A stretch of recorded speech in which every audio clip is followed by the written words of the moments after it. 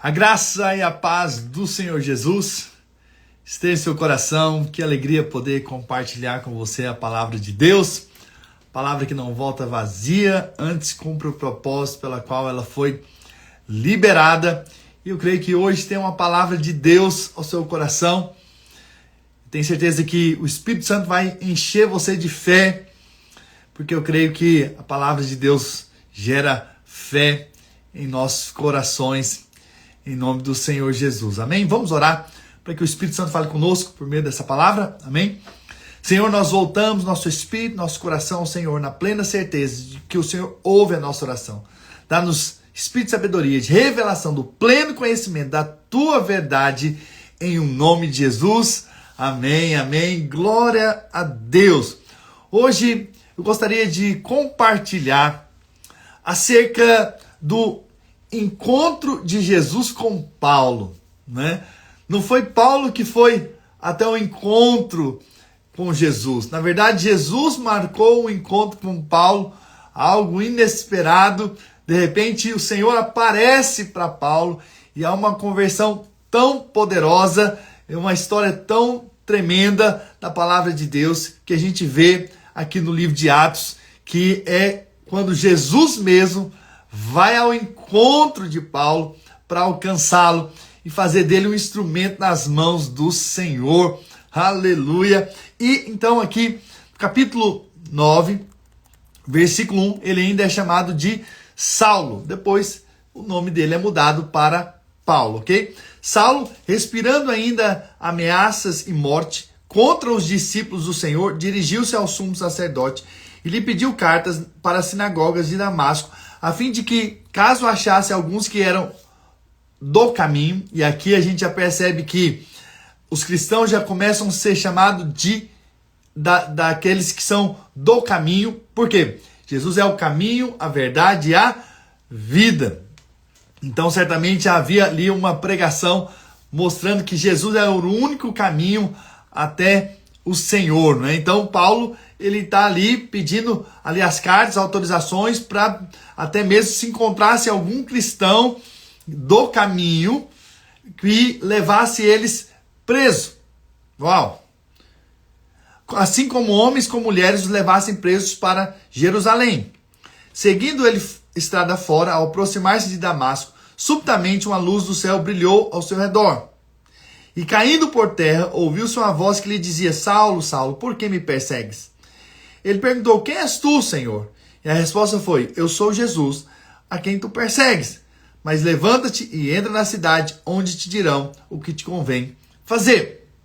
Então aqui nós vemos que Paulo estava indo caminho a Damasco, e já com autorização para poder prender cristãos, aqueles que estavam pregando acerca de Cristo, acerca do caminho.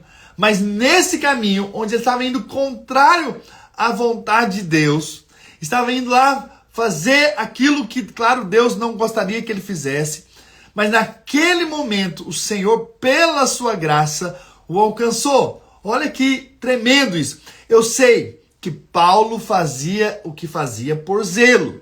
Ele achava que estava agradando a Deus ao prender os cristãos.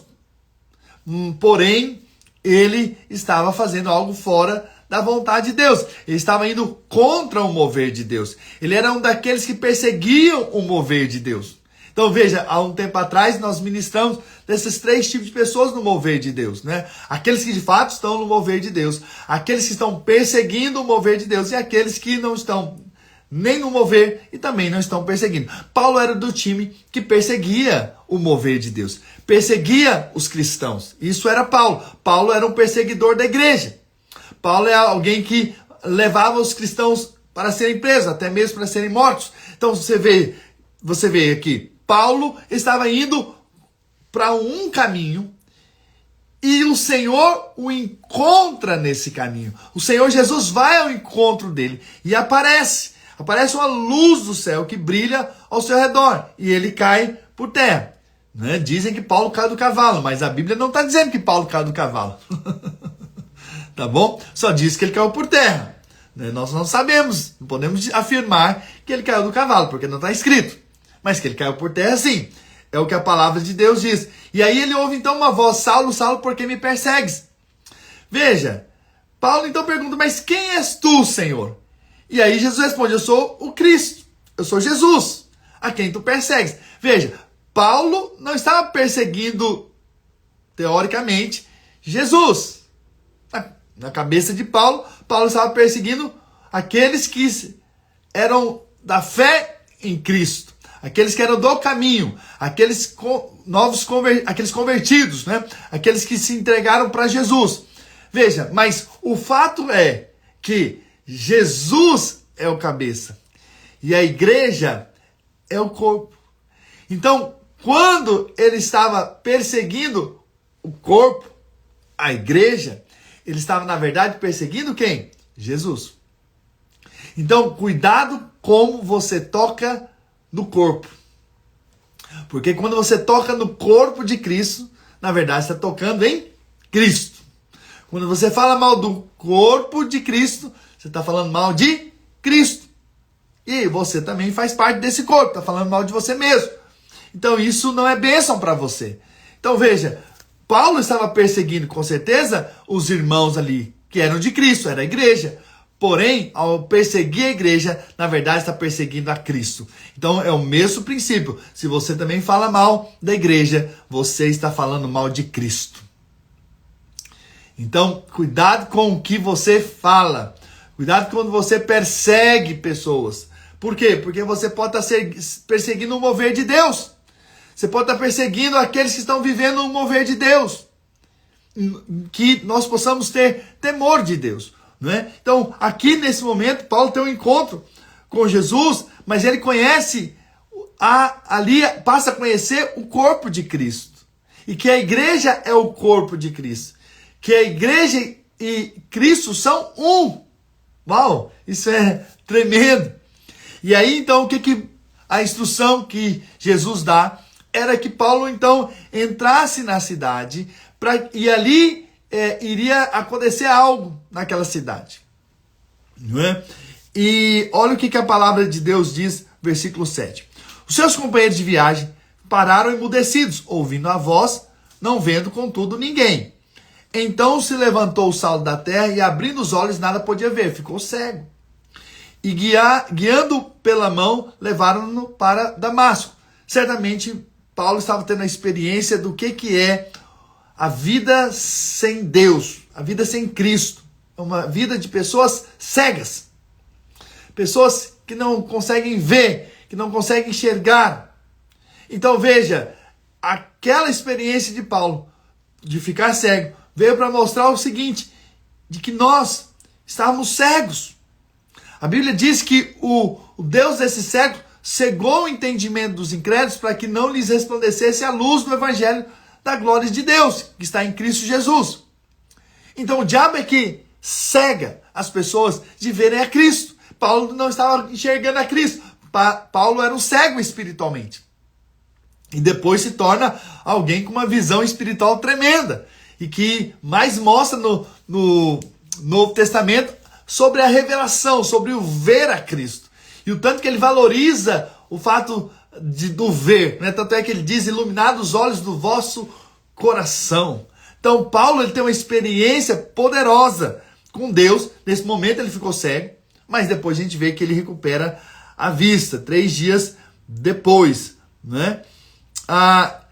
Versículo 9, esteve 3 dias sem ver, durante os quais nada comeu nem bebeu. Ele já converteu ali jejuando. Ora, havia em Damasco um discípulo chamado Ananias. Disse-lhe o Senhor numa visão: Ananias. Ao que respondeu: eis-me aqui, Senhor. Então o Senhor lhe ordenou: dispõe, vai à rua que se chama Direita, e na casa de Judas procura por Saulo, apelidado de Tarso, pois ele está orando. Veja, quando Deus quer achar você, ele sabe onde você mora. Eu sei que às vezes nós gostamos de procurar profetas. Porém, Deus, quando ele quer falar com você, ele sabe onde você mora. E se ele precisar enviar alguém, ele vai enviar. Ele vai saber como chegar até você para te falar algo ou para te abençoar, né? Versículo 11. E viu entrar um homem chamado Ananias, impor-lhes as mãos para que recupere a vista. Ananias, porém, respondeu: Senhor, de muitos tenho ouvido a respeito deste homem, quantos males tem feito aos teus santos em Jerusalém. E para aqui trouxe a autorização dos principais sacerdotes para prender a todos os que invocam o teu nome. Mas o Senhor lhe disse: vai, porque este é para mim um instrumento escolhido para levar o meu nome perante os gentios e reis, bem como perante os filhos de Israel. Pois eu lhe mostrarei quanto lhe importa sofrer pelo meu nome. Uau! Então, aqui Ananias já tem uma percepção de quem seria Paulo, de qual o propósito, aonde que ele iria, como ele ia, aonde ele ia chegar, para quem ele ia pregar. Veja, Deus já estava alinhando todas as coisas. Ananias era uma pessoa importante para Paulo. Apesar de que Paulo ter tido experiência com Jesus, de ouvir a voz de Jesus, ali na figura de Ananias, você já percebe que Paulo está sendo introduzido na igreja. E aí já mostra a importância da igreja, do vínculo. Deus quer, claro, te salvar, mas já te vincular à vida da igreja. Por isso que a vida cristã não é uma vida cristã sozinha. Nós precisamos uns dos outros. Paulo precisou de alguém aqui para orar por ele, para impor as mãos sobre ele. E nós vemos aqui a versículo 17 dizendo isso. Então Ananias foi e, entrando na casa, impôs sobre ele as mãos, dizendo: Saulo, irmão, o Senhor me enviou, a saber, o próprio Jesus que te apareceu no caminho por onde vinhas, para que recuperes a vista e fique cheio do Espírito Santo. Uau! E de fato ele voltou a enxergar e ele foi cheio do Espírito. Tanto é que Paulo mesmo diz lá em Coríntios que ele ora em línguas mais do que outros, mais do que todos, na verdade. Porque realmente ele foi cheio do Espírito e passou a falar em outras línguas. Já foi batizado com o Espírito Santo. Olha que precioso. Jesus começou de fato uma obra na vida dele e o encontrou de uma maneira muito sobrenatural. Porém, nós vemos aqui a importância da igreja, a importância de impor-nos as mãos, a importância de levarmos a palavra de Deus para aqueles que estão se convertendo ou se converteram ao Senhor. Né? Imediatamente lhe caíram dos olhos como que umas escamas e tornou a ver. A seguir, levantou-se e foi batizado. E entrou então no caminho mesmo, né? Então, depois de crer em Cristo, ele se batizou. Esse é o caminho para aqueles que se converteram, né? E olha o que acontece depois da conversão de Paulo. Versículo 19. Depois de ter se alimentado, sentiu-se fortalecido. Então permaneceu em Damasco alguns dias com os discípulos. Ou seja, ele já foi introduzido aonde? Na vida da igreja. Ele já foi introduzido na vida dos discípulos. Por isso que você não pode ser um peixe fora d'água. Você não pode ser cristão sem a unidade dos irmãos, sem o vínculo dos irmãos, sem estarmos na comunidade dos discípulos.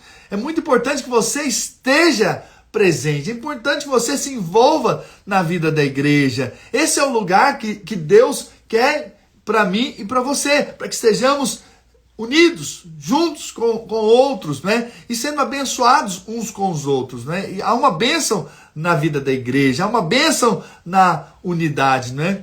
Esses dias uma irmã passou por uma situação difícil ali e ela ficou muito preocupada e ligou para nós, pastores, e eu também pude conversar com ela, orar por ela. Daqui a pouco, então, ela me responde que as coisas melhoraram, que tudo estava bem, e ela então diz que ela não conseguiria viver sem a vida da igreja, né?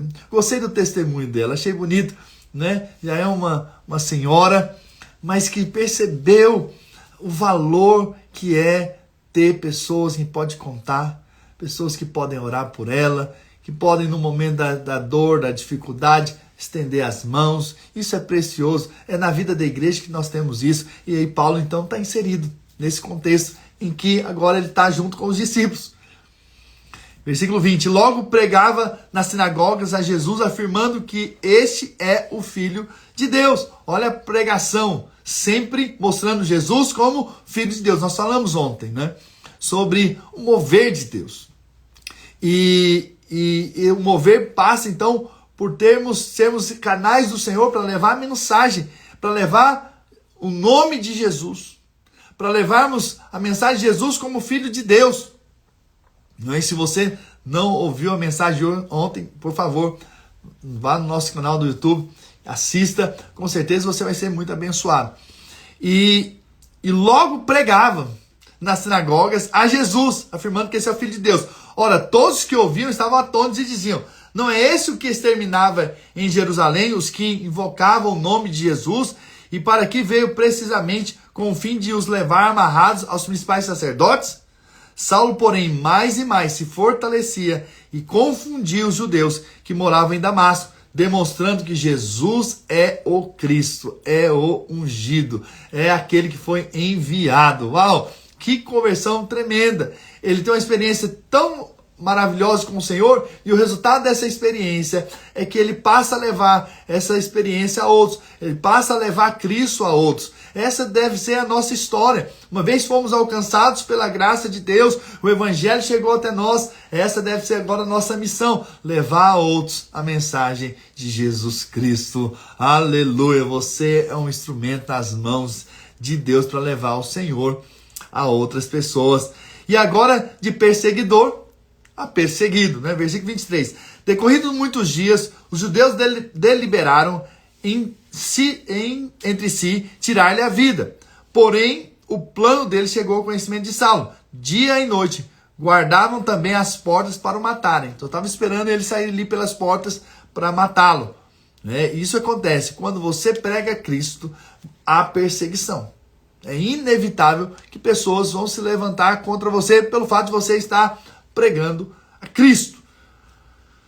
Porém, o plano dele chegou ao conhecimento de Saulo. Versículo 20. Mas os seus discípulos tomaram de noite e, colocando num cesto, desceram pela muralha. Então você vai ver que Paulo agora já tem discípulos. É alguém que teve uma experiência com o Senhor, foi para a comunidade dos discípulos, agora está pregando Cristo a outros, outros estão se convertendo, e agora Paulo tem discípulos já. Olha como que é tremendo, como é glorioso, é bênção demais, irmãos. Esse é o Evangelho, não é? Quando você, então, recebe e você também doa. Você, então, tem quem possa te alimentar, te abençoar, e você também passa a ser uma fonte de bênção para a vida de outros. É uma via que você recebe de um lado e você dá de outro. Assim deveria ser conosco aqui. Hoje eu estou transmitindo algo para você, mas você deve pegar isso que você está recebendo e transmitir a outros, passar a outros. Isso é tremendo, isso é o Evangelho. É quando você não simplesmente passa a ser um ouvinte da palavra e você recebe o alimento espiritual. Isso é bênção, glória a Deus por você estar aqui comigo. Fico feliz, me alegro mesmo em poder compartilhar a palavra com você. Só que agora você que está recebendo, passe para outros. Ensine a outros, transmita a outros. Tem muitos que precisam de você, sabia? Você, claro, deve ser esse líder que Deus chamou para ser. Tem pessoas que estão olhando para você, que estão vendo Cristo em você. Isso é louvável, isso glorifica o Senhor. Por isso nós precisamos permanecer, porque nós recebemos, mas nós também damos a outros aquilo que nós temos recebido. Então, versículo 26. Tendo chegado a Jerusalém, procurou-se juntar-se com os discípulos. Todos, porém, o temiam, não acreditando que ele fosse discípulo. Uau! Claro, ele, alguns dias antes, talvez meses, Paulo estava matando os cristãos, estava perseguindo os cristãos, prendendo os cristãos. De repente ele está no meio deles. Ele está agora no time dos cristãos. Viu? E aí o povo ficou com medo do que Paulo poderia fazer. Será que ele é um intruso? Será que ele está aqui só apenas observando o que nós fazemos e para depois nos prender? Então as pessoas ficaram com medo de se aproximar de Jesus. E aí então vê que Paulo tem ali o seu primeiro discipulador, que acredita nele, que percebe que realmente ele se converteu e teve uma experiência, que é Barnabé, capítulo 9, versículo 27 de Atos.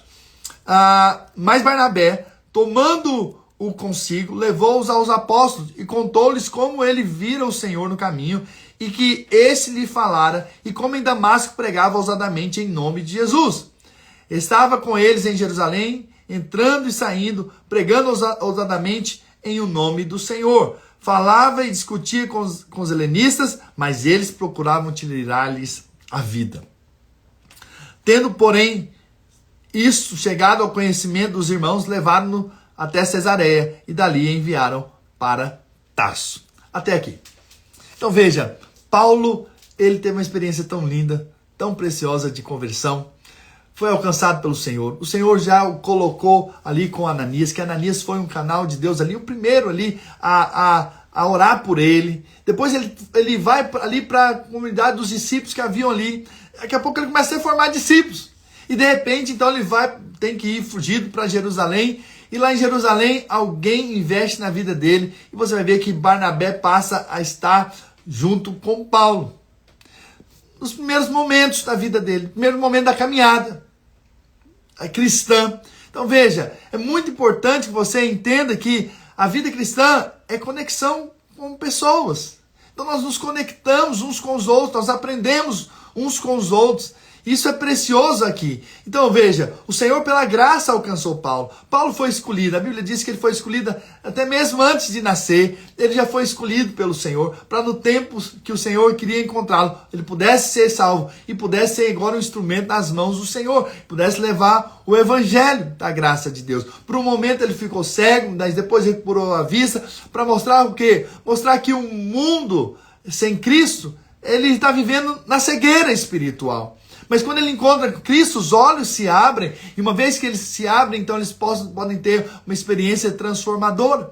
E aí Paulo agora de perseguidor, agora ele torna perseguido. Por quê? Porque ele está levando esse nome. Ele está levando a mensagem do Senhor. E talvez você não entenda por que muitas vezes você passa por resistências espirituais. Por que em alguns momentos você passa por lutas, pessoas que te criticam, pessoas que zombam do seu chamado, ou que desprezam a sua posição em Cristo Jesus.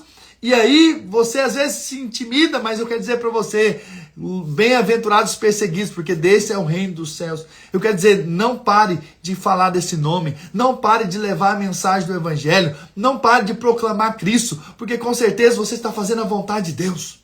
Você está fazendo o que Cristo chamou você para fazer, levar essa mensagem das boas novas àqueles que necessitam, em nome do Senhor Jesus. Amém, irmãos? Glória a Deus. Deixa eu orar por você. Deixa eu declarar uma palavra de bênção e declarar que você vai ter um dia muito abençoado e vai ser canal do Senhor para levar a mensagem de Jesus Cristo a outros, em nome de Jesus.